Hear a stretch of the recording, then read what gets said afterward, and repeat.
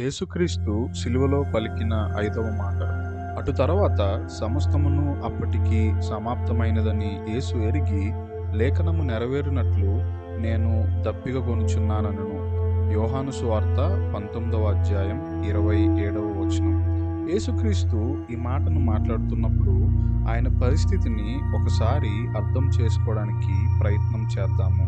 దాదాపుగా 6 గంటలు శిలువ మీద ఉన్న యేసయ్య శరీరంలో ఉన్న రక్తమంతా బయటికి వచ్చి ఉండవచ్చు.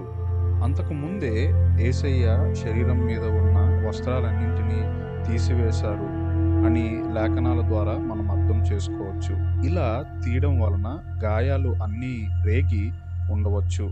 ఆయనను కలవరి కొండ మీద సిలువ వేశారు కాబట్టి ఆ ప్రాంతంలో ఉన్న ఈగలు, పురుగులు ఆయన గాయాలకు మరింత నొప్పిని తీసుకొని వస్తూ ఉండవచ్చు.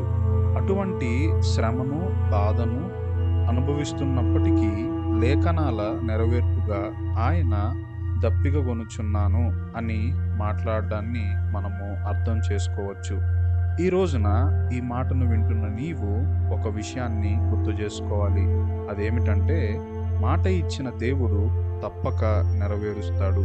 నీ జీవితంలో దేవుడిచ్చిన వాగ్దానం ఇంకా నెరవేరలేదు. ఎప్పుడు నెరవేరుతుందో అని ఎదురు చూస్తున్నావేమో.